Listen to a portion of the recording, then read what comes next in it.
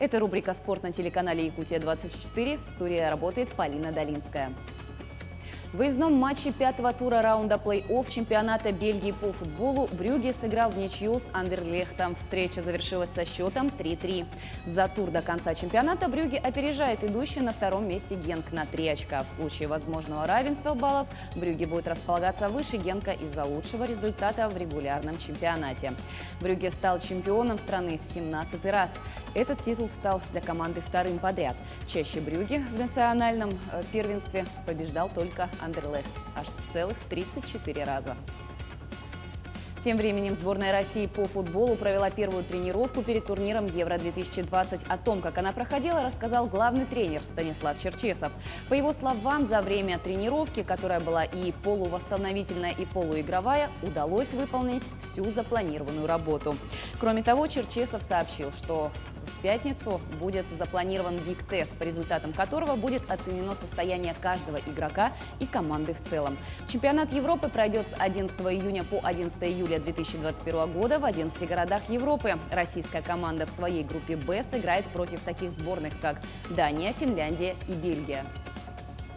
Правильно заметили, она и полувосстановительная, и полуигровая. Другое дело, что я с первой секунды сказал, да, сегодня играем с ручным тормозом, да, где не надо надрываться. Другое дело, что мыслить надо быстро и решение принимать правильно. Потому что мозги надо в любом случае правильно настраивать. Но то, что мы планировали, мы выполнили.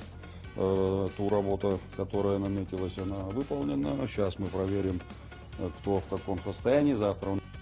А что касается женского футбола, женский чемпионат мира 2023 года пройдет с 20 июля по 20 августа. Об этом сообщила пресс-служба Международной федерации футбола ФИФА. Турнир пройдет в Австралии и Новой Зеландии. Матчи примут 10 стадионов, которые расположены в 9 городах. В чемпионате мира примут участие 32 команды. Действующим победителем является сборная США.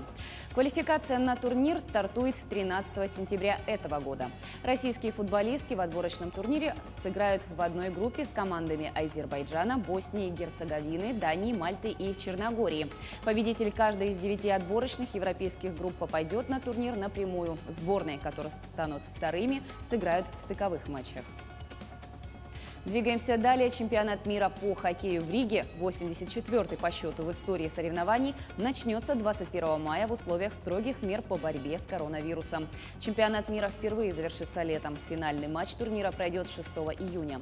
Впервые на чемпионате мира сборная России не выступит под национальным флагом и гимном. Это связано с санкциями, наложенными на Россию Всемирным антидопинговым агентством.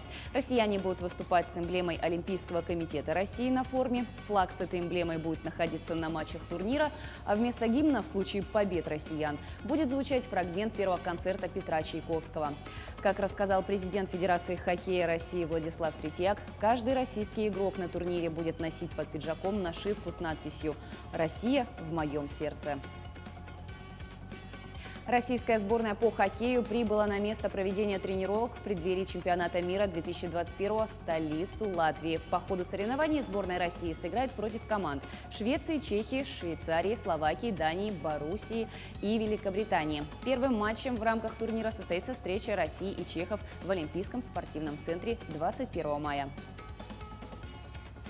Чемпионат России по масс-рестлингу перенесли в связи со сложной эпид-обстановкой. Соревнования должны были состояться в конце мая. Новые даты проведения – 9-13 сентября.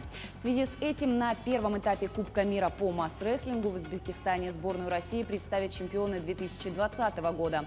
В состав основной российской сборной вошли якутяне – Станислав Иванов, Павел Черноградский, Дмитрий и Евгений Поповы в весовых категориях 80, 90, 105 и свыше 125 килограммов. В женском составе выступит лидер якутской сборной Екатерина Белолюбская в весовой категории 65 килограммов. Соперниками российских масс-рестлеров на помосте станут спортсмены из Киргизии, Венгрии, Пакистана, Узбекистана и Украины.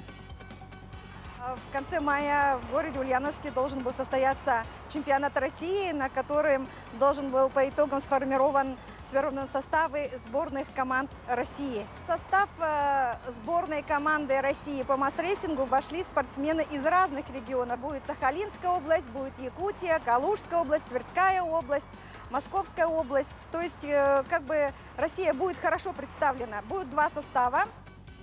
К этому часу у меня вся информация. Будьте в курсе событий в мире спорта на телеканале Якутия 24.